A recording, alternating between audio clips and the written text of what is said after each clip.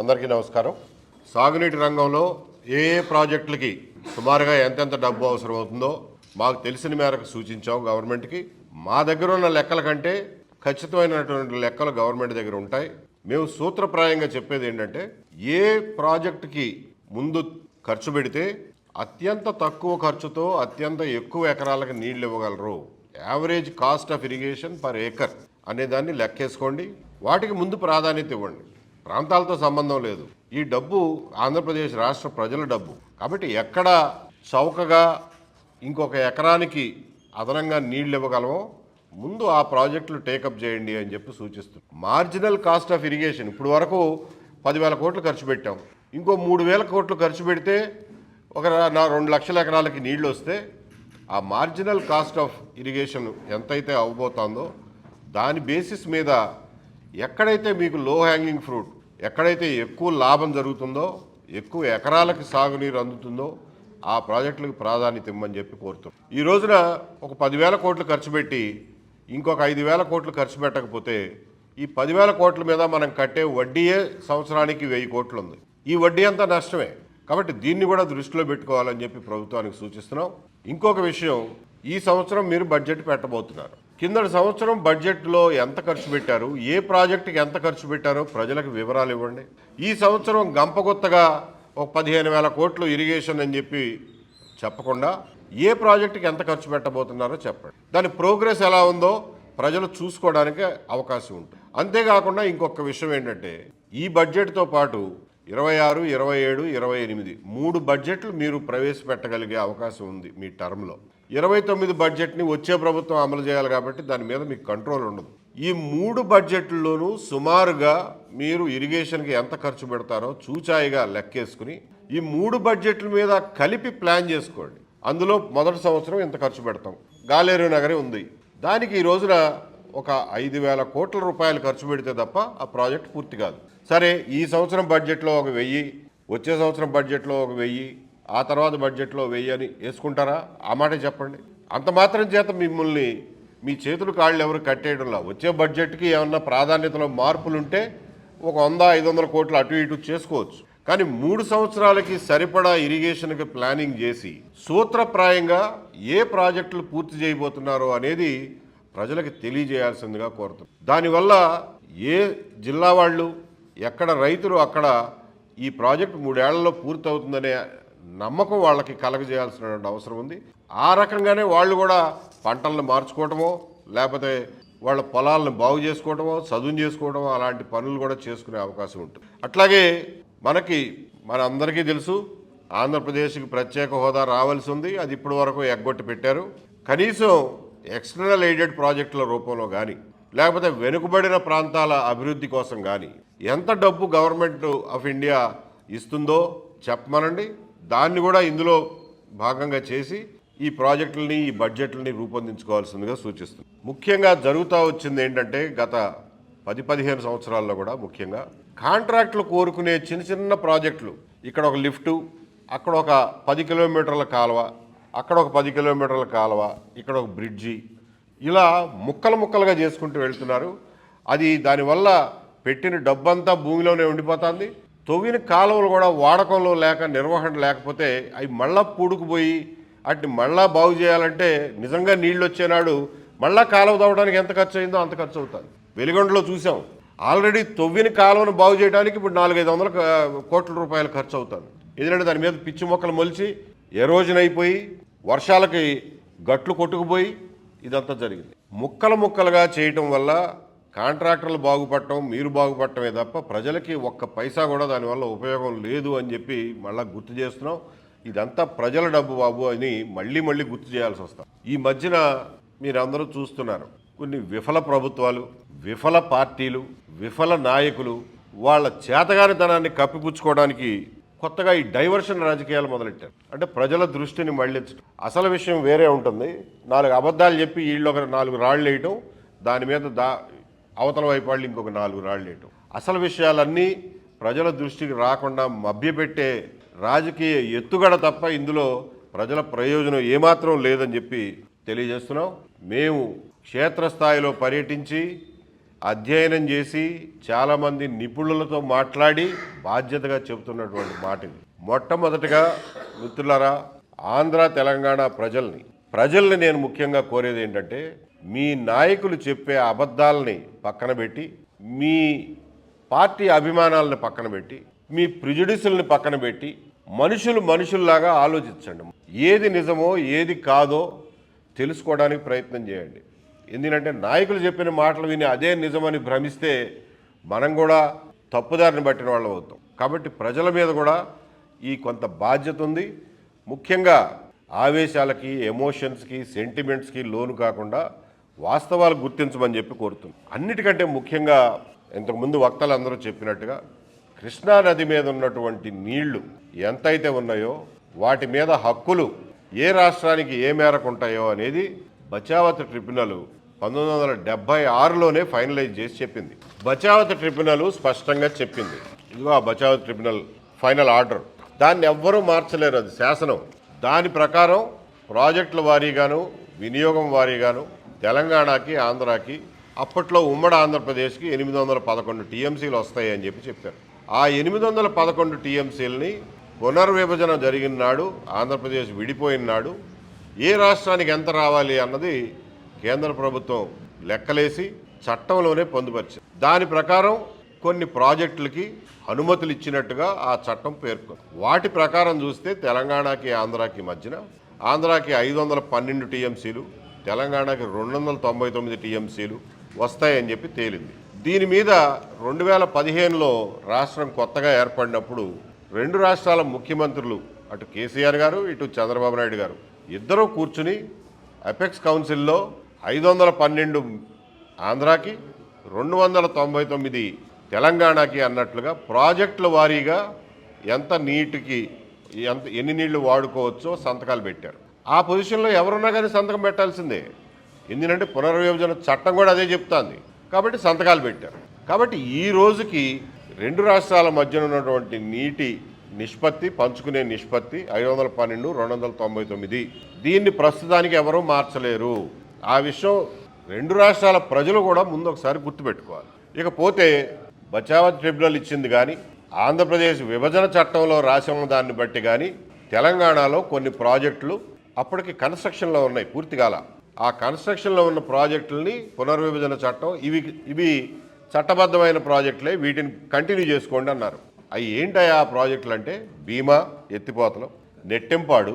భీమా అప్పటికి అయిపోయిందిలేండి, అసలు అప్పటికి దాదాపుగా పూర్తి అయిపోయింది. దాని గురించి అసలు డిస్ప్యూట్ లేదు. చట్టంలో మాట్లాడింది కేవలం 2 ప్రాజెక్టులు తెలంగాణ వైపున, నెట్టెంపాడు, కల్వకుర్తి ఫేజ్ 1. ఈ 2 ప్రాజెక్టులు మీరు కంటిన్యూ చేసుకోండి అన్నారు. చేసుకున్నారు. పూర్తి చేశారా? నెట్టెంపాడు, కల్వకుర్తి వేటికైతే అనుమతులు ఉన్నాయో వాటిని పూర్తి చేశారా లేదా? పొలాలకు నీళ్లు ఇచ్చారా? ఈ విషయం తెలంగాణ ప్రజలు ఒకసారి ఆలోచించి వాళ్ళ నాయకులను అడగాలి. ఏమయ్యా, నెట్టెంపాడులో మాకు నీళ్ళు ఇచ్చావా? పొలాలకు పంటకాలం లేసావా? మాకు నీళ్ళు వస్తున్నాయా? అవి వాడుకుంటున్నావా? నీకు అన్ని అనుమతులు ఉన్నాయి, అది ఎందుకు చేయు అని ముందు మీరు వాళ్ళ ఆ మాట అడగాలి. అట్లాగే ఆంధ్రప్రదేశ్ వైపున తెలుగుగంగ, గాలేరు నగరి, హంద్రీనీవా, వెలిగొండ ఈ 4 ప్రాజెక్టులని విభజన చట్టంలో వీటిని కంటిన్యూ చేసుకోండి అన్నారు. కాబట్టి వీటి గురించి ఏం డిస్ప్యూట్ లేదు. వాటిని ఆంధ్రప్రదేశ్ గవర్నమెంట్ కుంటి నడకనో నత్త నడకనో కంటిన్యూ చేస్తాం. ఇవి అనుమతులు ఉన్న ప్రాజెక్టులు. వీటిని కూడా ఆంధ్రప్రదేశ్ గవర్నమెంట్ దేన్ని పూర్తి స్థాయికి తీసుకుపోలా. తెలుగుగంగలో ఆయన చెప్పినట్టుగా ఇప్పటికీ బ్రహ్మంగారి మఠం కింద పంటకాలువలు లేవు, బ్రహ్మంగారి మఠం నింపింది లేదు. వెలిగొండ ప్రాజెక్టు ఇంకా సొరంగాలు తవ్వే పనిలోనే ఉన్నాం. గాలేరు నగరి గండికోట నింపి అది పర్యావరణానికి, చేపలు పట్టుకోవడానికి మాత్రమే పనికొస్తుంది. ఇదేంటి, టూరిజంకి చేపలు పట్టుకోవడానికే పనికొచ్చేలాగా చేశారు. హంద్రీనీవా కాలువ ఎక్కడికక్కడ ముక్కలుగా చేసుకుంటా, దానికి లైనింగ్ కూడా ముక్కలుగా వేసుకుంటా, ఇదిగో పలానా చెరువు ఈ సంవత్సరం నింపాము, పలానా చెరువు ఈ సంవత్సరం నింపాము అంటున్నారే తప్ప మొదటి నుంచి లైనింగ్ వేసుకుంటూ ఆ నీళ్లు క్యారీయింగ్ కెపాసిటీ మెయింటైన్ చేస్తూ ఇవ్వాల్సిన చోటల్లా చెరువులకి కనెక్షన్లు ఇచ్చుకుంటూ కొన్ని బ్రాంచ్ కెనాల్స్ ఉన్నాయి. అంటే మెయిన్ కాలువ ఇట్ట పోతా అంటే బ్రాంచ్ కాలువ ఒక 10 కిలోమీటర్లు తవ్వితే కానీ ఆ చెరువు రాదు, ఆ బ్రాంచ్ కాలువలు దవరు. సో ఇట్లా ముక్కలుగా ఆ కాంట్రాక్టర్కి ఒక 100 కోట్ల పని, ఈ కాంట్రాక్టర్కి ఒక 300 కోట్ల పని ఇచ్చుకుంటా వస్తున్నారు. సరే, ఇది ఆంధ్రప్రదేశ్ గవర్నమెంట్ పనితీరు అనుకోండి. కాబట్టి అనుమతులున్న ప్రాజెక్టుల పరిస్థితి ఇది. ఇకపోతే అనుమతులు లేని ప్రాజెక్టులు ఏంటయా అని అంటే, తెలంగాణ వైపున మొట్టమొదటగా పాలమూరు రంగారెడ్డి ప్రాజెక్టు. దానికి ఎటువంటి అనుమతులు లేవు. ఎవరికన్నా తెలంగాణ వాళ్ళకి సెంటిమెంట్ దెబ్బతినొచ్చు, కానీ వాస్తవం ఇది గుర్తుపెట్టుకోండి. దానికి అనుమతులు లేవు. ఉమ్మడి రాష్ట్రంలో అనుమతులు ఉన్నాయని చెప్పి కొంతమంది నమ్మబలుగుతున్నారు. అది అబద్ధం. ఉమ్మడి రాష్ట్రంలో ఇచ్చిందల్లా ఏంటంటే పాలమూరు రంగారెడ్డి ఫీజిబిలిటీ పరిశీలించి ఇది కట్టొచ్చా లేదా, ఎట్లా కట్టాలి, ఎంత ఖర్చు అవుతుంది అని డిపిఆర్ తయారు చేయడానికి ఒక జీవో ఇచ్చుకున్నాం ఉమ్మడి రాష్ట్రంలో పాలమూరు రంగారెడ్డికి. అది కూడా ఎక్కడి నుంచి, జూరాల బ్యాక్ వాటర్ నుంచి పాలమూరు రంగారెడ్డి ప్రాజెక్టు కట్టడానికి డిపిఆర్ తయారు చేయమని జీవో ఇచ్చారు. డిపిఆర్ తయారు చేయడానికి ఇచ్చిన జీవో ఎప్పుడైనా అనుమతి పత్రం కింద వస్తుందా? ఆలోచించండి, ప్రజలుగా ఆలోచించండి. నాయకులు ఎన్నైనా చెప్తారు, అది అనుమతి ఎట్లా అవుద్ది? రాష్ట్రం విడిపోయిన తర్వాత ఆ పాలమూరు రంగారెడ్డి అనే ప్రాజెక్ట్ని జూరాల బ్యాక్ వాటర్ నుంచి తీసుకొచ్చి శ్రీశైలం బ్యాక్ వాటర్ నుంచి కట్టడానికి కేసీఆర్ గారు డిసైడ్ చేశారు. ఏ బేసిస్ మీద డిసైడ్ చేశారు? ఏ అనుమతులు ఉన్నాయని డిసైడ్ చేశారు? అప్పటికే విభజన చట్టం ఉంది. అరే బాబు, విభజన చట్టంలో లేని ప్రాజెక్టులు ఏమైనా కట్టాల్సి వస్తే ఎపెక్స్ కౌన్సిల్లో కూర్చొని మాట్లాడుకుని ఒప్పందానికి వచ్చి మాత్రమే కట్టాలి అని క్లియర్గా ఉంది. విభజన చట్టాన్ని ముందు తూట్లు పొడిచిందే కేసీఆర్ గారు. పాలమూరు రంగారెడ్డి జూరాల నుంచి ఉండాల్సిన ప్రాజెక్టుని తీసుకొచ్చి శ్రీశైలంలో పెట్టారు. అనుమతులు లేవు. పెట్టి ఊరుకున్నారా? 34,000 కోట్ల రూపాయలు ఖర్చు చేశారు ఇప్పటికి. ఇదంతా తెలంగాణ ప్రజల డబ్బు. అందుకనే తెలంగాణ ప్రజలకు విజ్ఞప్తి చేస్తుంది. దాన్ని పూర్తి చేయడానికి ఇంకొక 50,000 కోట్లు కావాలంటున్నారు. అదొక మినీ కాళేశ్వరం. సరే, దాని మీద పాలమూరు రంగారెడ్డి ప్రాజెక్టు మీద తెలంగాణ వైపు నుంచి కొంతమంది, ఆంధ్ర వైపు నుంచి కొంతమంది ఎన్జీటీలో కేసులు వేశారు. కేసులు వేస్తే అరే మీకు అనుమతులు లేకుండా ఎట్టగడుతున్నారా అని చెప్పి ఎన్జీటీ స్టే ఇచ్చింది. స్టే ఇవ్వడమే కాదు, సుమారు 920 కోట్ల రూపాయల జరిమానా వేసింది తెలంగాణ ప్రభుత్వం మీద. దీని మీద తెలంగాణ ప్రభుత్వం హైకోర్టుకి వెళ్ళింది. హైకోర్టు వాళ్ళు మేమేమి మార్చం, ఎన్జీటీ చేసింది కరెక్టే అని చెప్పారు. దాని మీద సుప్రీంకోర్టుకి వెళ్ళారు. సుప్రీంకోర్టుకి వెళ్ళినప్పుడు వాళ్ళు ఎఫిడవిట్లో ఏం చెప్పారంటే, అయ్యా మేము తాగునీటి కోసం ఈ ప్రాజెక్టు కట్టుకుంటున్నాం, మంచినీళ్ళ కోసం కట్టుకుంటున్నాం, కాబట్టి ఆపమాకండి అని చెప్పి సుప్రీంకోర్టుకి చెప్పి. అరే ఇది తాగునీటి కోసం కాదయా, 12.5 లక్షల ఎకరాలు సాగునీటి కోసం చేస్తున్నారు అని చెప్పి ఆంధ్రప్రదేశ్ గవర్నమెంట్ సుప్రీంకోర్టుకి చెప్పాలా? ఏం చెప్పలా, ఊరికే ఇంప్లీడ్ అయి కూర్చున్నారు తప్ప ఎటువంటి వాదనలు వినిపించలా. దాంతో సుప్రీంకోర్టుకి ఒక పక్షంగా చెప్పే వాదనలు, అవతలాడేం మాట్లాడట్లా. వాళ్ళు ఏం చేస్తారు? ఆ ఎన్జీటీ వేసిన 920 కోట్ల ఫైన్ని 500 కోట్లు ఏదో మాఫీ చేసి, రిజర్వ్ ఫారెస్ట్లో కడితే ఖబర్దార్, రిజర్వ్ ఫారెస్ట్ ముట్టుకోమాకండి, మీకు అనుమతులు లేవు అని చెబుతూ, సరే తాగడానికి నీళ్ళు అంటున్నారు కాబట్టి ఒక 7 టీఎంసీలకి సరిపడా పని చేసుకోవడానికి అనుమతిస్తున్నాం, అది కూడా తుది తీర్పుకు లోబడి అని చెప్తూ సుప్రీంకోర్టు తీర్పు ఇచ్చింది. ఎప్పుడండి ఇచ్చింది ఇది?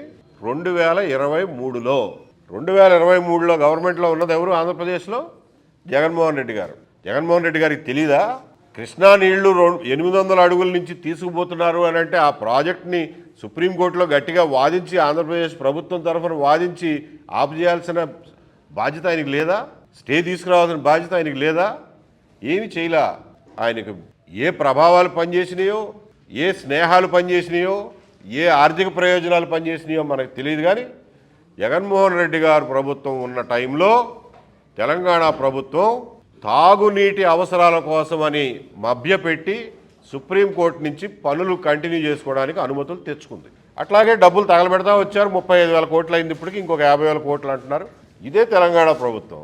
మొన్న రేవంత్ రెడ్డి గారు యూనియన్ జలశక్తి వనరుల మంత్రి దగ్గరికి వెళ్ళి, కేంద్ర మంత్రి దగ్గరికి వెళ్ళి, అయ్యా మా పాలమూరు రంగారెడ్డికి శాంక్షన్ ఇవ్వండి, అనుమతులు ఇవ్వండి, 12.5 లక్షల ఎకరాలు నల్లగొండ, ఉమ్మడి మహబూబ్ నగర్, ఉమ్మడి రంగారెడ్డి జిల్లాల్లో పంటలు పండించుకోవడానికి కావాలి, రైతులు కరువు పరిస్థితులు ఎదుర్కొంటున్నారు, కాబట్టి దీనికి అనుమతులు ఇవ్వండి అని చెప్పి రాతపూర్వకంగా ఆయన అప్లికేషన్ పెట్టాడు. సుప్రీంకోర్టులోనేమో తాగునీళ్ళకని చెప్తాం, 35,000 కోట్లు ఖర్చు పెడతాం, మళ్ళీ గవర్నమెంట్ ఆఫ్ ఇండియా దగ్గరికి వెళ్ళి 12.5 లక్షల ఎకరాలు మాడిపోతున్నాయండి, మాకు సాగునీళ్ళు కావాలంటారు. ఇది ప్రభుత్వాలు చేసే పనులు. ప్రజలుగా మనం గుర్తిద్దాం. నేను అనేది అది, ప్రజలుగా మనం ఆలోచిద్దాం. తాగే నీళ్ళ కోసం ఎవరైనా 50,000, 80,000 కోట్లు ఖర్చు పెడతారండి? ఆల్రెడీ ఇప్పుడు హైదరాబాద్కి నీళ్ల కోసం 2-3 ప్రాజెక్టులు ఉన్నాయి. అటు గోదావరి నుంచి ఉన్నాయి, ఇటు కృష్ణా నుంచి 2 ప్రాజెక్టులు. ఏం తక్కువ వచ్చింది? వాళ్ళ హైదరాబాద్ నీళ్ల కరువు ఎక్కడ వచ్చింది? కాబట్టి ఇది పాలమూరు రంగారెడ్డి. ఇంకొక ప్రాజెక్టు డిండి ప్రాజెక్టు కూడా అనుమతులు లేని ప్రాజెక్టు, దానికి కూడా ఏ రకమైన అనుమతులు లేవు. అలాగే కల్వకుర్తిని ఫేజ్ 2 అని చెప్పి ఇంకొక 15 టీఎంసీలు ఎత్తిపోసుకోవడానికి ఆ పనులు కూడా మొదలెట్టారు, దానికి కూడా అనుమతులు లేవు. ఈ 3-4 అనుమతులు లేని ప్రాజెక్టులు తెలంగాణ వైపున మొదలెట్టారు. కేసీఆర్ గారి టైం నుంచే మొదలెట్టారు. ఆ డబ్బంతా తగలబెట్టారు. ఈ రోజున కృష్ణానది నీళ్ల మీద ఆధారపడి 32 లక్షల ఎకరాలకి మేము నీళ్లు ఇస్తామని చెప్పి తెలంగాణ ప్రభుత్వాలు ప్రాజెక్టులు కట్టినాయి. డబ్బులు అయిపోయినాయి, డబ్బులు ఖర్చు పెట్టేశారు, ఎవరికి వెళ్ళాల్సిన వాళ్ళకి వెళ్ళిపోయినాయి. ఈ రోజున తెలంగాణలో కృష్ణానది మీద ఆధారపడి ఎన్ని ఎకరాలకు నీళ్లు ఇస్తున్నారండి? అడగమనండి ప్రజల్ని. ఏ సంవత్సరంలోనూ 10-12 లక్షల ఎకరాలకు మించి నీళ్లు ఇవ్వాల. ఎక్కడ 32, ఎక్కడ 10-12. అందుకనే లక్ష్మణ్ గారు చెప్పినట్టు మీ 299 టీఎంసీలని అనుమతున్న ప్రాజెక్టులని ముందు పూర్తి స్థాయిలో వినియోగించుకోమని చెప్పండి. అనుమతులు లేని ప్రాజెక్టులకి నిజంగానే ప్రాణం మీదకి వస్తే అవసరమైతే ఎపెక్స్ కౌన్సిల్లో కూర్చుని మాట్లాడుకోండి, ఎవరు వద్దంటలా. అంతేగాని అనుమతులు లేని ప్రాజెక్టులు చేసుకుంటా, ఇల్లీగల్ ప్రాజెక్టులు చేసుకుంటా వాడాపాడు వీడాపాడు అని చెప్పి ఎందుకు ఈ బురదలు చల్లుకోవడం? ప్రజలకు ఏమైనా సంబంధం ఉందా దీంతో? ఇప్పుడు ఆంధ్ర వైపు వద్దాం. తెలంగాణలో ఈ 3-4 అనుమతులు లేని ప్రాజెక్టులు ఉంటే ఆంధ్ర వైపున ఉన్నటువంటి ఒకే ఒక ఇల్లీగల్ ప్రాజెక్టు, అనుమతులు లేని project Rayalaseema lift irrigation scheme. Jaganmohan Reddy గారు ఎవరు అనుమతి తీసుకోవాలా? 2020లో జీవో ఇచ్చేశాడు. 3,850 కోట్ల రూపాయల జీవో. అది చివరికి వచ్చేసరికి ఆ డీవియేషన్స్ అన్నీ కలిపి 4,000, 5,000 అయ్యేది, వేరే విషయం. మీరు ఒక్క విషయం గుర్తుపెట్టుకోండి, ఎప్పుడైనా కానీ మెగా ఇంజనీరింగ్ కంపెనీకి పనులు తక్కువ పడితే ఎక్కడో చోట ఒక లిఫ్ట్ ప్రాజెక్ట్ స్టార్ట్ అవుద్ది ఈ రాష్ట్రాల్లో, ఈ 2 రాష్ట్రాల్లో. ఆ రోజున ఆయన కాళేశ్వరంలో లిఫ్ట్లు ఆయనే కట్టింది, పాలమూరు రంగారెడ్డిలో లిఫ్ట్లు ఆయనే కట్టింది, నెట్టెంపాడు లిఫ్ట్లు ఆయనే కట్టింది. ఆ పనులన్నీ అయిపోయిన తర్వాత 2020లో ఏం పనులు లేవేమో, మిషన్లు ఖాళీగా ఉన్నాయేమో, వచ్చి జగన్మోహన్ రెడ్డి గారిని అడిగారు, నాకు 2 లిఫ్ట్ ప్రాజెక్టులు రాయని. ఒకటి పోలవరం గర్భంలో 35 మీటర్ల నుంచి ఒక లిఫ్టు, దానికి ఒక 1000 కోట్లు, రాయలసీమ లిఫ్ట్ ఇరిగేషన్ స్కీమ్ అనే పేరు మీద ఇంకొక 4,000 కోట్లు, మొత్తం 5,000 కోట్ల లిఫ్ట్ ప్రాజెక్టులు ఆయనకి రాసి, ఈ ఇల్లీగల్ ప్రాజెక్టుకి జీవో ఇచ్చిన మరుక్షణం ఒక ఆయన మహబూబ్నగర్ జిల్లా ఆయన ఎన్జీటీలో కేసు వేసాడు. తెలంగాణ గవర్నమెంట్ కూడా ఇంప్లీడ్ అయింది. ఎన్జీటీ స్టే అంది. స్టే అంటే బాబా మేము స్టే ఇమ్మాకండి, మేము డిపిఆర్ తయారు చేసుకోవడానికి ఏదో అక్కడ కొంచెం ఇన్వెస్టిగేషన్ చేసుకుంటున్నాం, చిన్న చిన్న గోతులు తవ్వి ఇన్వెస్టిగేషన్ కోసం గోతులు తవ్వుకుంటున్నాం, డిపిఆర్ తయారు చేసుకోవడం అంతే తప్ప మేము పనులు ఏం చేయట్లేదు, కాబట్టి స్టే తీసేయండి అన్నారు. సరే డిపిఆర్ కోసం అంటున్నావు కాబట్టి అంతవరకే పరిమితమై ఉండబాయ్, నువ్వు ప్రాజెక్ట్ ఏం మొదలెట్టొద్దు అని చెప్పి ఎన్జీటీ కొంచెం సడలింపించింది. సడలింపించిందే తరువాయి మొదలెట్టేశారు పనులు, మొత్తం కంచేసేసారు, ఫెన్సింగ్ వేసేసారు. ఇప్పుడు కాలువ తవ్వినప్పుడు మట్టి వస్తుందిగా, మట్టిని బయటికి తీసుకురావాలిగా, దానికి లారీలు వస్తాయిగా, లారీ డ్రైవర్ల సెల్ ఫోన్లు కూడా స్వాధీనం చేసి పెట్టుకునేవాళ్ళు, వాడు ఫోటోలు ఎక్కడ తీస్తాడోనని. అంత సీక్రెట్గా, అంటే రిషికొండ ప్యాలెస్లు ఎట్టగట్టారో అంత సీక్రెట్గా ఇక్కడ కూడా ఎవరిని వెళ్ళనీయకుండా సీక్రెట్గా ఒక కందకం, ఆ కందకం చివరిలో ఒక బావి లాంటి గొయ్యి, అంతవరకు పనులు చేసేసుకుంటూ పోయారు. మొత్తానికి పిటిషన్ వేసిన వాళ్ళు ఎవరో కానీ ఆ ఫోటోలు వెనక నుంచి తీశారో ఎక్కడి నుంచి తీశారో తీసి మళ్ళీ ఎన్జీటీకి ఇచ్చారు. ఎన్జీటీకి ఇస్తే ఎన్జీటీ కోపానికి వచ్చి ఏం తమాషాలు చేస్తున్నారా మీరు అని చెప్పి మళ్ళా స్టేట్ గవర్నమెంట్ని నిలదీస్తే మెమ్మే అన్నారు. ఎన్జీటీ వీళ్ళ మాటలు నమ్మకుండా ఒక కమిటీ వేసి అరే చూసి రండిరా క్షేత్రస్థాయిలో అన్నారు. వాళ్ళు వెళ్ళి ఎట్లా ఉన్నది అట్లా వాస్తవంగా రిపోర్ట్ ఇచ్చారు. రిపోర్ట్ ఇచ్చేసరికి ఎన్జీటీకి మండింది, ఆంధ్రప్రదేశ్ గవర్నమెంట్ మీద ఫైన్ వేసింది, పనులు ఇమ్మీడియట్గా నిలుపు చేయమని చెప్పి స్టే ఇచ్చింది. ఇంకోటి ఎన్జీటీ వాళ్ళు ఏం చెప్పారంటే, సరే మీరు పనులు చేయట్లేదు అంటున్నారయ్యా, కమిటీ ఏమో పనులు జరుగుతున్నాయని చెప్పారు, చీఫ్ ఇంజనీరు ఎవరైతే ఉన్నారో నువ్వు ఎఫిడవిట్ అయ్యా అన్నారు, నువ్వు రాతపూర్వకంగా రాసివ్వు, జరగట్లేదని రాసివ్వు అని. చీఫ్ ఇంజనీర్ రాసిస్తాడు, కొమ్మ మునిగిపోద్ది, ఉద్యోగం పోవడమే కాదు జైలుకు పోతాడు. కాబట్టి చీఫ్ ఇంజనీర్ చేతులు ఎత్తిస్తాడు, నా వల్ల కాదు సార్ ఈ అబద్ధాలు రాయటం అని. ఆ పరిస్థితుల్లో చచ్చినట్టుగా ఆ ఆర్ఎల్ఐఎస్ పనులు జగన్మోహన్ రెడ్డి గారి గవర్నమెంట్ ఆపాల్సి వచ్చింది.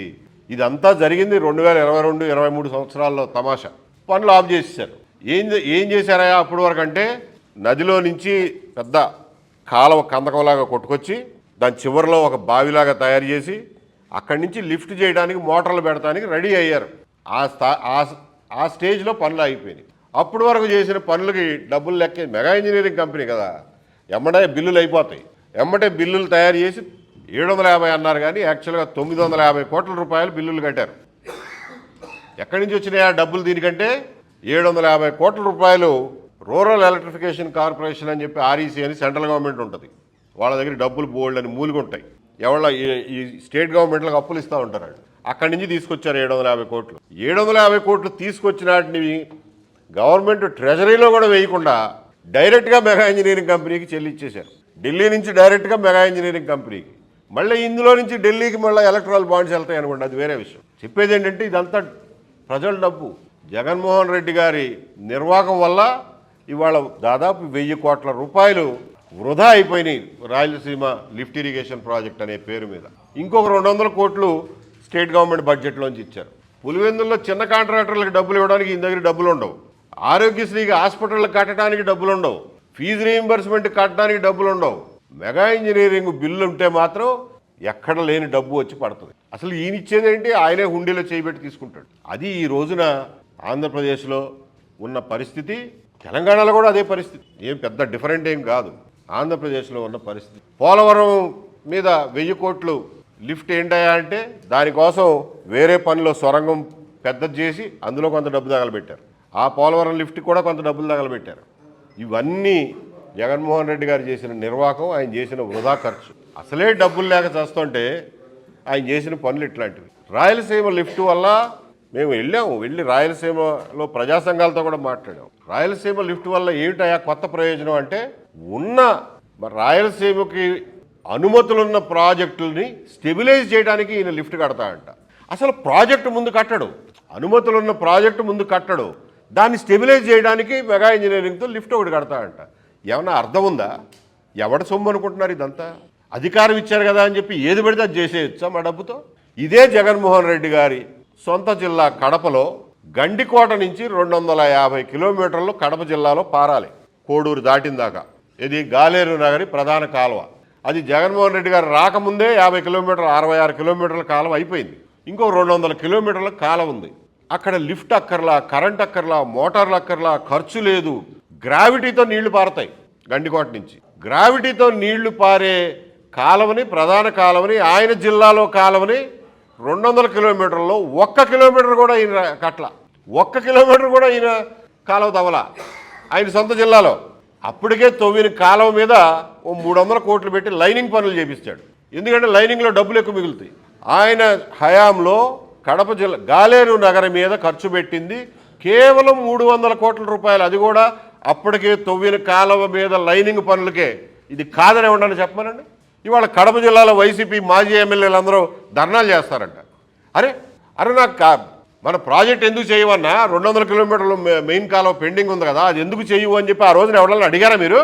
ఇవాళ వచ్చి మెగా కృష్ణారెడ్డి ఆగిపోయిన ప్రాజెక్టు రివైవ్ చేయడానికి అందరూ తయారయ్యారా? మొగమేరు వాగు మీద 300 కోట్లు పెడితే కానీ బ్రిడ్జి యాక్విడక్ట్ కాదు. ఇప్పుడున్న కాలువను 66 కిలోమీటర్ల కాలువను ఉపయోగించుకోవాలన్నా మొగమేరు యాక్విడక్ట్ కావాలి. అది చేయరు, కాలువ ముందుకు తీసుకెళ్లరు. ఈ 4000 కోట్లు ఖర్చు పెట్టి ఉంటే, నీ దగ్గర 4000 కోట్లు ఉన్నాయనే కదా ప్రాజెక్ట్ ఇచ్చావు మెగాకి. ఆ 4000 కోట్లు ఖర్చు పెట్టి ఉంటే కడప జిల్లాలో గాలేరు నగరి ప్రాజెక్టు మొత్తం అయిపోయేది, కడప జిల్లా దాటి వెళ్ళిపోయేది. ఈ రోజున 25 కోట్ల రూపాయలు ఫారెస్ట్ డిపార్ట్మెంట్కి ఎన్విరాన్మెంటల్ క్లియరెన్స్ కోసం కట్టాల్సి వస్తే ఇవాళకి కూడా 25 కోట్ల చెక్ ఇచ్చే దిక్కు లేదు. ఇంకొక స్ట్రెచ్లో ఒక 65 కోట్లు, ఇంకొక స్ట్రెచ్లో ఒక 88 కోట్లు ఫారెస్ట్ క్లియరెన్స్లు ఆగిపోయి ఉన్నాయి. దాని డబ్బు కట్టరు. మెగా ఇంజనీరింగ్కి ఒక ప్రాజెక్ట్ ఇవ్వటం, ఉన్న డబ్బంతా తీసుకెళ్ళి వాళ్ళకి ఇవ్వటం, మళ్ళా ఎవరిని లిఫ్ట్ చేస్తున్నారండి మీరు? ఎవరి కోసం ఈ లిఫ్ట్లు? ఇది ప్రజలు ఆలోచించుకోవాలని చెప్తున్నాం. తెలంగాణ ప్రజలు, ఆంధ్ర ప్రజలు కూడా ఆలోచించుకోవాలి. కాబట్టి మనం ఎవ్వరం వీళ్ళ మాటలు నమ్మి మనం చొక్కాలు చింపుకోవాల్సిన అవసరం లేదు, ఆవేశపడాల్సిన అవసరం లేదు. అడగాల్సిన ప్రశ్నని సూటిగా అడుగుదాం. నేను చెప్పేది అదే, నువ్వు వచ్చే 3 ఏళ్లలో ఈ ప్రాజెక్టుని ఎంతవరకు తీసుకెళ్తావో చెప్పు, ఎంత డబ్బు ఖర్చు పెడతావో చెప్పు. మొదటి సంవత్సరం ఎంత, రెండోది ఎంత, మూడోది ఎంత, అది చెప్పు. దాని ప్రకారం నువ్వు చేస్తున్నావో లేదో మళ్ళీ వచ్చే బడ్జెట్ నాడు సమాధానం చెప్పు. ఎందుకంటే మా డబ్బులే అవన్నీ. మీ ఇష్టం వచ్చినట్టు ఎవడికి మీకు నచ్చినోడికి లిఫ్ట్ ప్రాజెక్టులు ఇచ్చుకోవడానికి, మీ నచ్చినోడికి బిల్లులు ఇచ్చుకోవడానికి కాదు. ఈ రాయలసీమ లిఫ్ట్ చేసి కూడా ఇన్ని సంవత్సరాలు అయితే ఇవాళ మళ్ళీ రేవంత్ రెడ్డి గారు వచ్చి నేను చెప్పాను చంద్రబాబు నాయుడు గారు ఆఫ్ చేశారు అని చెప్పటం ఏంటి? ఇందులో ఏమన్నా అర్థం ఉందా ఆయన చెప్పిన మాటల్లో? ఇందులో ఏమన్నా వాస్తవం ఉండే అవకాశం ఉందా? మీరే ఆలోచించండి. ఆయన పొరపాటున మాట తూలి అన్నారో ఎట్లా అన్నారో మనకు తెలియదు. ఒకవేళ పొరపాటున మాట అంటే సరిదిద్దుకోవాల్సిన బాధ్యత ఆయనది. లేదా నేను పొరపాటు పడ్డాను, నా మైండ్లో ఏదో ఉంది, ఏదో చెప్పాను లేదు. ఎవరైనా అధికారులు ఎవరైనా ఆయనకి తప్పుడు సమాచారం ఇస్తే ఆ అధికారుల మీద చర్య తీసుకోవాల్సిన బాధ్యత కూడా ఆయన మీద. రేవంత్ రెడ్డి గారిని ఒక ముఖ్యమంత్రిగా ఆయన మాటలకు ఒక విశ్వసనీయత ఉంది, దాన్ని నిలబెట్టుకోవాల్సిన బాధ్యత ఆయనది. ఇవాళ రేవంత్ రెడ్డి గారు మీరు ఒక అడుగు వేస్తే మేము 10 అడుగులు వేస్తాం అంటున్నారు. మీరు 10 అడుగులు కూడా వేయక్కర్లా.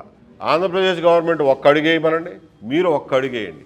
ఆ ఒక్క అడుగు ఏంటంటే ఇద్దరూ కలిసి కృష్ణా నీళ్ల యాజమాన్యాన్ని 2 రాష్ట్రాల మధ్యన, అది KRMB is only specific to Telangana and Andhra, పైనున్న మహారాష్ట్ర కర్ణాటకకి అది అమలు కాదు.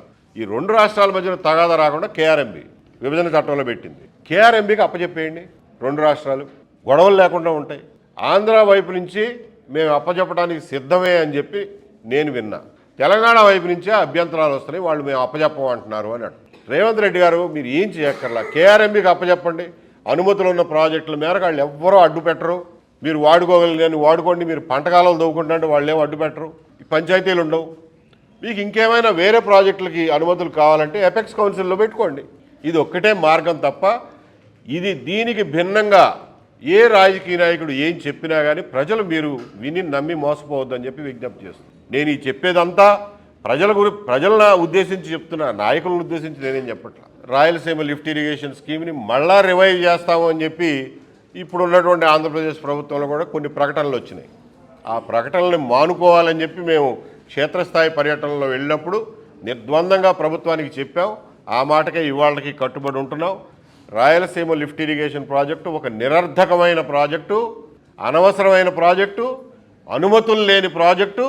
దాంట్లో టెక్నికల్ ప్రాబ్లమ్స్ కూడా చాలా ఉన్నాయి. మీరు కందకం దవ్వి 800 అడుగుల నుంచి నీళ్లు తీసుకురావడానికి ట్రై చేస్తే శ్రీశైలంలోకి వచ్చే బురద ముందు కందకం మొత్తం నింపేసి మీరు ఏమి ఎత్తిపోతారు, బురద ఎత్తిపోతారు. అక్కడ ఎత్తిపోయడానికి నీళ్లే ఉండవు, కందకం నిండా ముందు బురద మునుగుద్ది. అటు ఇటు బురద ఉండి కందకంలో నీళ్లు ఉంటాయా? ఎక్కడన్నా వ్యవసాయం చేసేవాళ్ళు ఎవరికన్నా తెలుసు? ఎవరికన్నా అడగని చెప్తారు. ఒక కందకం దవ్వితే అటు ఇటు బురద ఉంటే మధ్యలో నీళ్లు ఉంటాయా? బురద వచ్చి పడదా? బురద వచ్చి పడ్డాక నీళ్లు పారతాయా ఆ కందకంలో? ఆ మాత్రం కూడా చూసుకోకుండా ఆ ప్రాజెక్టుని డిజైన్ చేసి 1000 కోట్లు తగలబెట్టి దాని మీద ఇంకొక 3000 కోట్లు తగలబెడతామని చెప్పి ఈ రోజున ఈ ప్రభుత్వం చెప్తా ఉంటే దాన్ని బాధ్యతారాహిత్యం కాక ఏమనాలి? ఏదైనా ఎలక్షన్ ఉన్నా, ముఖ్యంగా బై ఎలక్షన్లో లేకపోతే శాసనసభ సమావేశాలు ఉంటే ఈ ఆంధ్రోళ్ళు మా అవి ఎత్తుకుపోతున్నారు, ఈ ఎత్తుకుపోతున్నారు అని నోరేసుకుని పడిపోవడం అలవాటైపోయింది. ఇన్నాళ్ళు సాగిందేమో కానీ ఇక ముందు సాగదు. ప్రజలకి వాస్తవాలు చెబుతాం, ప్రజలు అర్థం చేసుకుంటారు.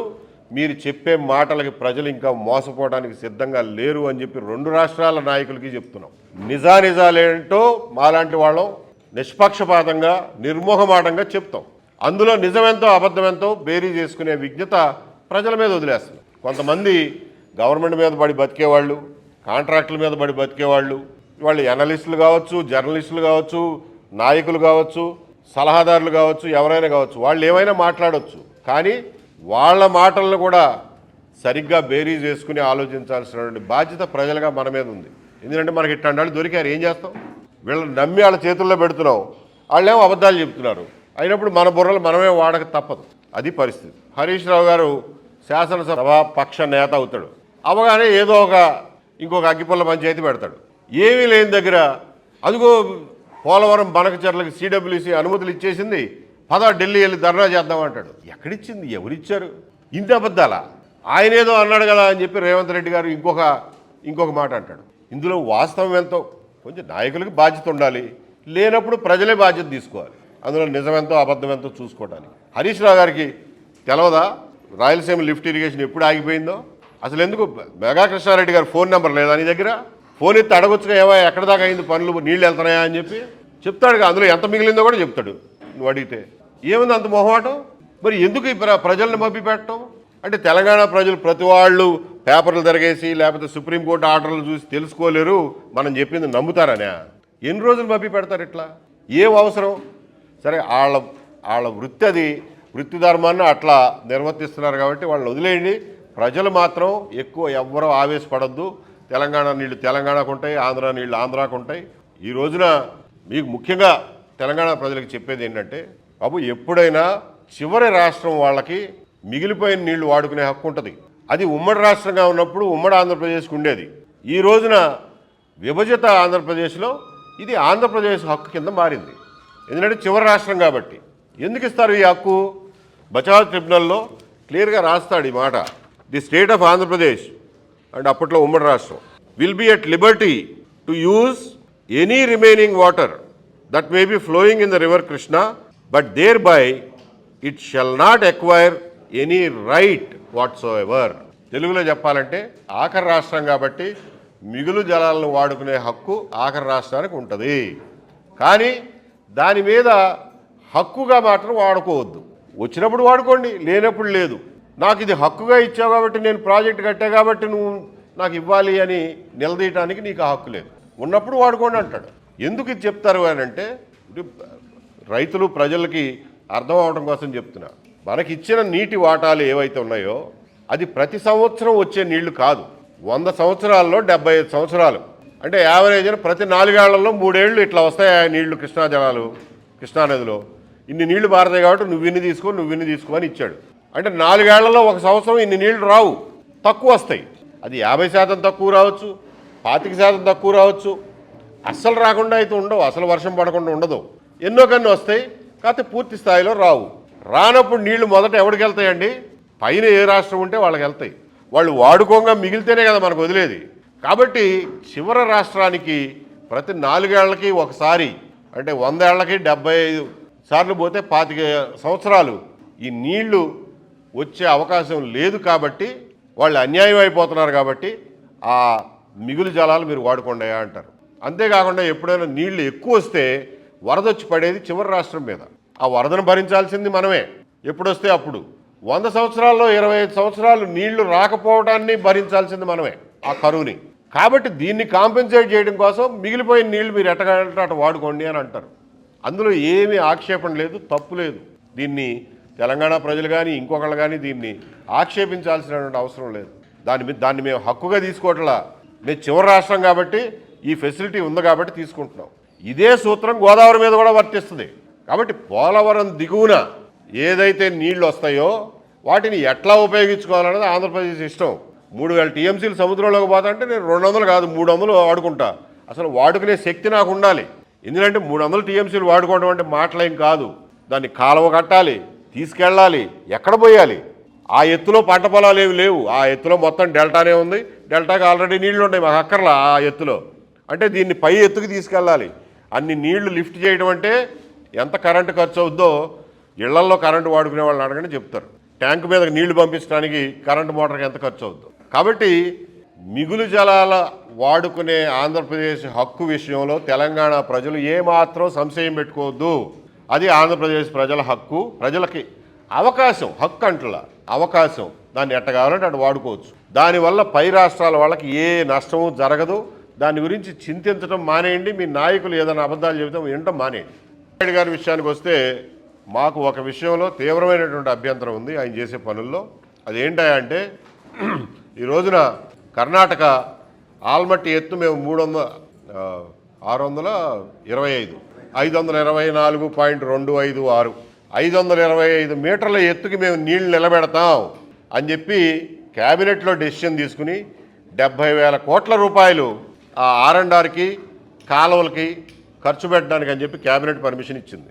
అట్లాగే రేవంత్ రెడ్డి గారు వారు చెప్పినట్టుగా ఒక 360 టీఎంసీలు 380 టీఎంసీలు వాడుకోవడానికి డిపిఆర్లు తయారు చేయమని చెప్పి జీవో 34 ఇచ్చారు. వాళ్ళు ఎగువ రాష్ట్రాల వాళ్ళు నిజంగానే ఆ ప్రాజెక్టులు గడితే, నిజంగానే నీళ్ళు అట్ట నిలబెడితే ఆంధ్రప్రదేశ్కి గొంతు ఎండిపోద్ది. ఒక్క చుక్క నీళ్ళు రావు. వరద వచ్చినప్పుడు ఎట్టాగొస్తాయి అది వేరే విషయం. కానీ బచావ్ ట్రిబ్యునల్ ఇచ్చినట్లుగా మనకు నీళ్లు రావు. దీన్ని ఆపాల్సిన బాధ్యత చంద్రబాబు నాయుడు గారిది. ఎందుకంటే మీరు చివరి రాష్ట్రమైన ఆంధ్రప్రదేశ్కు ముఖ్యమంత్రిగా ఉన్నారు. దీన్ని ఆపాల్సిన బాధ్యత మీది. మనకు ఆల్రెడీ బ్రజేష్ కుమార్ ట్రిబ్యునల్ మీద సుప్రీంకోర్టులో స్టే ఉంది, కేసు నడుస్తుంది. ఈ విషయాన్ని సుప్రీంకోర్టు దృష్టికి తీసుకెళ్ళి ఆ జీవోల మీద స్టే తీసుకురావాల్సిన బాధ్యత మనకు ప్రభుత్వం మీద ఉంది. అది చేయకుండా మీరు కట్టుకోండి, నేను కట్టుకుంటాను అంటాం ఏమైనా భావ్యమేనా అని చెప్పి ఆలోచించమని కోరుతాం. వాళ్ళు కట్టుకుంటే నీకేమి రావు. రాయలసీమ నీటి హక్కులు నీళ్ళు ఏమైపోవాలి, నాగార్జున సాగర్ కెనాల్ కింద రైతులు ఏమైపోవాలి, కృష్ణా డెల్టా రైతులు ఏమైపోవాలి, ఆంధ్రప్రదేశ్ ప్రజలు ఏమైపోవాలి. మీరు కట్టుకోండి మేము కట్టుకుంటాం అన్నది అసలు అది రాజకీయంగా వినటానికి సొంపుగా ఉంటుందేమో కానీ ఒక రాష్ట్ర ముఖ్యమంత్రిగా అది మీ బాధ్యత కాదు. మీ బాధ్యత ఏంటంటే అనుమతులు లేని ప్రాజెక్టులు పైన ఎవడు కట్టినా కానీ వాటిని ఆపు చేయడం మీ బాధ్యత. 2014-19లో పాలమూరు రంగారెడ్డి మీద మీరు ఉత్తరం రాశారు, కల్వకుర్తి సెకండ్ ఫేజ్ మీద రాశారు, డిండి మీద రాశారు, అట్లాగే సుంకేసులు వెనక నుంచి తుమ్మిళ్ళ అని చెప్పి ఇంకొక ప్రాజెక్టు ఉంటే దాని మీద రాశారు. పాలేరు మీద సీతారామ లిఫ్ట్ అని ఇంకోటి పెడతాంటే దాని మీద రాశారు. మీరు అప్పట్లో అన్ని లెటర్లు రాశారు, అభ్యంతరాలు పెట్టారు. ఎందుకంటే అది మీ బాధ్యత. మీరు కాకపోయినా మీ ఆఫీసర్లైనా మీ ముందు తీసుకొస్తారు సంతకం పెట్టమని. అది మీ బాధ్యత. ఇవాళ ఏమైంది ఆ బాధ్యత అంటున్నా. ఇవాళ కూడా అది మీ బాధ్యత. అంతే తప్ప మీరేమి అన్ని రాష్ట్రాలకి బాధ్యత పడే విశ్వగురువులు గారు మీరు. ఆంధ్రప్రదేశ్ రాష్ట్రం హక్కులు పరిరక్షించాల్సిన బాధ్యత మీ మీద ఉంది ముఖ్యమంత్రిగా. కాబట్టి దాన్ని మొహమాటం లేకుండా నిర్వర్తించమని చెప్పి ఆంధ్రప్రదేశ్ ప్రజల తరఫున కోరుతున్నారు. ఇందులో ఏమాత్రం సంశయం కానీ, లాలూచి కానీ, లేకపోతే మొహమాటం కానీ ఉండటానికి వీల్లేదు. తెలంగాణ ప్రజల హక్కులు తెలంగాణ ప్రభుత్వం కాపాడుకుంటుంది. ఆంధ్రప్రదేశ్ హక్కులు కాపాడాల్సింది మీరు. పోతే ఇంకొక విషయం చెప్పి ముగిస్తాను. పోలవరం పనుల విషయంలో మొన్న కూడా రివ్యూ జరిగింది. ఆ డయాఫ్రమ్ వాల్ ఇంకో నెల రోజుల్లో పూర్తి అవుతుంది అంటున్నారు. ఈసీఆర్ఎఫ్ డ్యాము మొదలు పెడతామంటున్నారు. 2 సీజన్లలో పూర్తి చేస్తామంటున్నారు. దానికి 2 సీజన్లు కావాల్సిందే. కాకపోతే ఈసీఆర్ఎఫ్ డ్యామ్ డిజైన్ విషయంలో సిడబ్ల్యూసి కొన్ని అభ్యంతరాలు లేవనెత్తింది. ఆ అభ్యంతరాలన్నింటినీ త్వరగా పూర్తి చేసి వాటి అభ్యంతరాలన్నింటినీ సాటిస్ఫై చేసి ఆ డిజైన్ విషయంలో కావాల్సినటువంటి మార్పులు చేయాల్సిన స్టడీస్ ఉంటే చేయమని చెప్పి ప్రభుత్వానికి విజ్ఞప్తి చేస్తున్నాం. కేవలం ఫారిన్ కన్సల్టెంట్ల మీదే ఆధారపడకుండా డ్యామ్ డిజైన్ రివ్యూ ప్యానల్ని మళ్ళీ యాక్టివేట్ చేయండి. అన్ని రకాల స్టాండర్డ్స్ని, సీస్మిక్ స్టడీసు వీటన్నిటినీ జాగ్రత్తగా స్టడీ చేసి సిడబ్ల్యూసి అభ్యంతరాలన్నిటికీ సరైన సంతృప్తికరమైన సమాధానాలు ఇచ్చి మాత్రమే పనులు మొదలుపెట్టండి. ఎందుకంటే అది చాలా క్రిటికల్. ఈ విషయంలో జాగ్రత్త పడమని చెప్పి ప్రభుత్వానికి విజ్ఞప్తి చేస్తున్నాం. 2 రాష్ట్రాల ప్రజలకి మేము చేసినటువంటి విజ్ఞప్తి ఇది. మేము చెప్పిన వాస్తవాలు ఇవి. మేము చెప్పిన దాంట్లో ఏదైనా తప్పు ఉందని తోస్తే 2 రాష్ట్రాల్లోనూ ఎవరైనా సరే మేధావులు, సలహాదారులు, సాగునీటి రంగ నిపుణులు, రాజకీయ నాయకులు, జర్నలిస్టులు, ఎనలిస్టులు ఎవరైనా సరే ఎక్కడైనా కూర్చుని ఓపెన్గా మీడియా సమక్షంలో చర్చిద్దామంటే మేము సిద్ధం. టైము ప్లేసు మీరు డిసైడ్ చేయండి. మేము ఎక్కడ అంటే అక్కడికి వచ్చి చర్చించడానికి సిద్ధం. మాలో ఏమైనా తప్పులుంటే సరి చేసుకోవడానికి కూడా సిద్ధం. కాబట్టి ప్రజల్ని అనవసరమైనటువంటి రెచ్చగొట్టే మాటలకి లోబడి మీరు ఆవేశాలు పెంచుకోవద్దని చెప్పి విజ్ఞప్తి చేస్తూ 2 రాష్ట్రాల నాయకుల్ని సాగునీటి రంగం విషయంలో ఒకప్పుడు రెచ్చగొట్టారు, సెంటిమెంట్లు రెచ్చగొట్టారు. అయిపోయింది మీ పని ముగించుకున్నారు. ఇంకా దాన్ని కంటిన్యూ చేసే ప్రయత్నాలు మానుకోండి అని చెప్పి విజ్ఞప్తి చేస్తూ అందరికీ నమస్కారం. ఇప్పుడు ఏదైనా మీరు ప్రశ్న ఇందాక ఒకటి వేశారు, తెలంగాణకి నిధుల్ని ఆఫ్ చేస్తున్నారని. కాదు. ఆయన అన్నది ఏంటంటే, రేవంత్ రెడ్డి గారు అన్నది ఏంటంటే, ఢిల్లీలో ఎవరి చక్రం ఎక్కువ తిరుగుద్దో మనకి అంచనా లేదులేండి, ఎవరి చక్రాలు వాళ్ళు తిప్పుకుంటూ ఉంటారు. కానీ ఆయన అన్నది ఏంటంటే, ఈ పాలమూరు రంగారెడ్డి ఇట్లాంటి ప్రాజెక్టులకి మీరు అడ్డు పెట్టడం వల్ల, అభ్యంతరం పెట్టడం వల్ల దానికి రావాల్సిన నిధులు రాకుండా ఆగిపోతున్నాయని అన్నారు. వాస్తవమే. అడ్డు పెట్టే బాధ్యత మాది. మీరు ఏ అనుమతులు లేకుండా ఎట్లా కడతారు ప్రాజెక్టు? ఎపెక్స్ కౌన్సిల్లో కూర్చోండి. మీకు ఎక్కడి నుంచి వస్తాయో ఆ నీళ్లు చెప్పండి. 90 టీఎంసీలు 800 అడుగుల నుంచి తీసుకెళ్ళడానికి మీరు ప్రాజెక్ట్ డిజైన్ చేసుకున్నారు. ఎక్కడి నుంచి వస్తాయి మీకు ఆ 90 టీఎంసీ? ఏ రకంగా క్లెయిమ్ చేస్తారు చెప్పండి. అంతేగాని అడ్డు పెట్టకుండా ఉండమని ఆయన అడగటం సబబే, మనం అడ్డు పెట్టడం సబబే. మన ప్రయోజనాలు మనవి, ఆయన ప్రయోజనాలు ఆయనవి. ఈ 512/2099 జరిగిందో అదంతా బచావత్ ట్రిబ్యునల్లో ఉందండి. సో దాన్ని ఎవడైనా క్లెయిమ్ చేయొచ్చు, ఎన్నైనా క్లెయిమ్ చేయొచ్చు, నేను ఎన్నైనా క్లెయిమ్ చేయొచ్చు. కానీ అందులో వాస్తవం, దానికి నీతి, చట్టం ఉండాలిగా. కాబట్టి అది సాధ్యపడే పని కాదు. ఎన్నైనా క్లెయిమ్ చేయొచ్చు. ఇప్పుడు ఒక ట్రిబ్యునల్ అవార్డు ఇచ్చింది, 2వ ట్రిబ్యునల్ ముందుకు వచ్చామనుకోండి, మన క్లెయిమ్ మనం పెడతాం. మనం పెట్టిందల్లా నిజంగా వాస్తవం కావాలని ఏమి లేదు. జడ్జి గారు కూర్చుని దాన్ని డిసైడ్ చేస్తాడు. బచావత్ ట్రిబ్యునల్ అప్పుడు కూడా మనం చెప్పాల్సినవి మనం చెప్పాం. కర్ణాటక ఆ రోజున కూడా వాదించింది ఏంటంటే, అయ్యా కృష్ణానది క్యాచ్మెంట్ ఏరియా మా దగ్గర ఎక్కువ ఉంది కాబట్టి మాకు ఎక్కువ నీళ్ళు ఇవ్వండి అన్నాడు. అన్నప్పుడు బచావత్ ట్రిబ్యునల్ క్లియర్గా చెప్పింది, అంతర్జాతీయ సంప్రదాయాల ప్రకారం, అంతర్జాతీయ నీటి పంపకాల ట్రిబ్యునళ్ల ప్రకారం క్యాచ్మెంట్ ఏరియా అనేది ప్రామాణికం కాదు. First user gets the first right. కాబట్టి ముందు ప్రాజెక్ట్ కట్టుకున్నాడికి మనం ఖచ్చితంగా ఇవ్వాల్సిందే అని చెప్పి ఆ ప్రాజెక్టుల వారీగా బచావత్ ట్రిబ్యునల్ ఇచ్చింది. అదే సూత్రం ఇవాళ కూడా అమలవుతుంది. మళ్ళీ వాళ్ళు తెలంగాణ వచ్చి మా దగ్గర క్యాచ్మెంట్ ఏరియా ఎక్కువ ఉంది కాబట్టి మాకు ఎక్కువ ఇవ్వండి అని అనడానికి ఆ ఆర్గ్యుమెంట్ ఆల్రెడీ చేశారు. It was rejected argument. కాబట్టి అదే ఆర్గ్యుమెంట్ ఇవాళ చాలదు. జగన్మోహన్ రెడ్డి గారికి పిచ్చి ముదిరిపోయింది, ముందు ఉండేది బాగా ముదిరిపోయింది. ఏంటంటే రాయలసీమ లిఫ్ట్ చంద్రబాబు నాయుడు గారు ఆపించాడు అంటాడు. కళ్ళకు కనిపిస్తున్నాయి జీవోలు ఎప్పుడు ఆపారు ఏంటన్నది. అయినా సరే ఆయన ఎవరో ఆపారంటాడు. అసలు నువ్వు కట్టిందే ఒక ఇల్లీగల్ ప్రాజెక్టు. మెగా కృష్ణారెడ్డికి డబ్బులు ఇవ్వడం కోసం కట్టిన ప్రాజెక్ట్ అది. రాయలసీమను ఉత్తరించడానికి కట్టింది కాదు.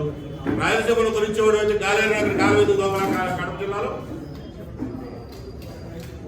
అది అడగరే ఎవరు? అమరావతి నదీ గర్భంలో ఉందంటాడు, లేదా రివర్ బేసిన్ అంటాడు. రివర్ బేసిన్ అంటే ఏంటో తెలియదు, రివర్ ఫ్రంట్ అంటే ఏంటో తెలియదు, రివర్ బెడ్ అంటే ఏంటో తెలియదు. ఫస్ట్ క్లాస్ స్టూడెంట్ ఇదేనా? 1వ క్లాస్ స్టూడెంట్